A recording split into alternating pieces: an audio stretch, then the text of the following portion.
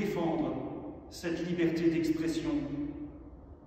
Et des voix s'élèvent de plus en plus nombreuses pour dénoncer la montée de la censure et de la pensée unique.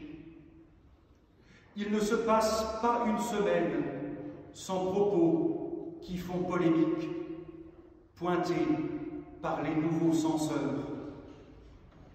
Nous vivons dans une société où chacun s'enferme dans sa bulle idéologique, rendant quasi impossible toute parole de conviction. Le monde se divise en deux, les gentils progressistes contre les méchants conservateurs, égard à celui qui est assigné à ce dernier camp. Vous vous en doutez, dans cette vision manichéenne de la pensée, la parole chrétienne est marginalisée, considérée au mieux comme ringarde, sinon oppressive.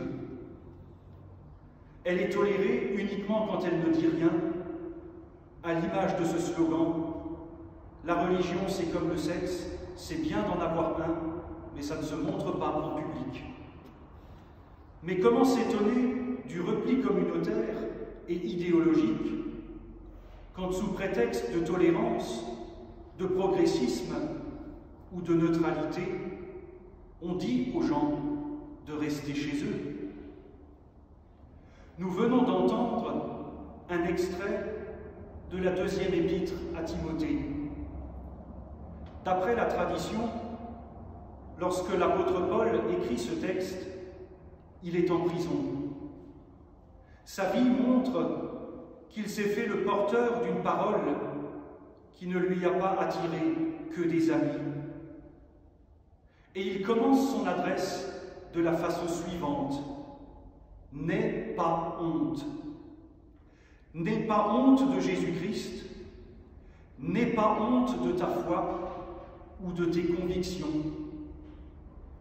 Un encouragement qui nous est aussi adressé ce matin. N'ayons pas honte du Christ et de notre foi. Pourquoi devrions-nous avoir honte d'ailleurs? Et de quoi? Je sais, les esprits étroits se targuent de voir dans la Bible un fatras de légendes auxquelles seuls les faibles pourraient croire. Ces mêmes pensent trouver le fin mot de l'histoire en braillant ne pas croire en un Dieu Père Noël ou un Dieu bouche-trou, prolongement de notre bras trop court, ignorant qu'aucun de nous ne se reconnaît dans ces lieux communs. Paul commence son texte en disant que Dieu ne nous a pas donné un esprit de timidité, mais un esprit de force, d'amour et de maîtrise de soi. C'est-à-dire un esprit capable de faire le tri entre ce qui est de l'ordre du message fondamental de la Bible et de la façon dont ce message est rapporté. Et le Dieu de notre foi n'est pas objet de croyance, il est relation. Nous ne sommes pas là ce matin parce que nous croyons qu'un vieux barbu, tout-puissant et omniscient, se trouve au-dessus des nuages à tout contrôler. Nous sommes ici parce qu'un jour, nos vies ont été marquées par une parole, un appel, une interpellation, un amour auquel nous avons été sensibles. Nos vies sont marquées par cette relation à Dieu qui nous appelle à devenir pleinement humains et qui nous fait comprendre et expérimenter que nos vies ne se limitent pas à ce qu'on voit, que la valeur d'une vie ne se limite pas à ce qu'elle produit, consomme, pense ou croit. Ce Dieu auquel nous sommes en relation nous fait comprendre que nous ne sommes pas condamnés à être le centre du monde, ou à nous élever, communauté contre communauté, parti contre parti, idéologue contre idéologue, conservateur contre progressiste. Il nous est rappelé, en ce 16e dimanche après la Trinité, que le Dieu de notre foi est un Dieu vivant qui veut la vie.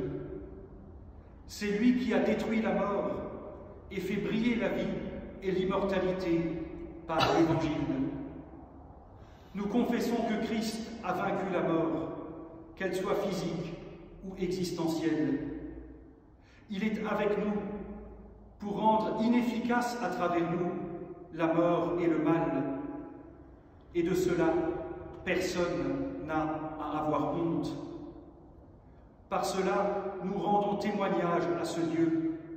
Et lorsque nous nous réunissons ici pour prier, partager la parole et les sacrements, nous témoignons de cette reconnaissance et de cette vie nouvelle qui nous habite. Nous n'avons pas à avoir honte de l'Évangile, car il fonde notre vie. Il est notre manière de vivre, et à travers lui, nous disons l'amour de Dieu pour chaque être humain. Nous n'avons pas à avoir honte de cet Évangile qui nous met en route et qui nous donne la vie. Amen.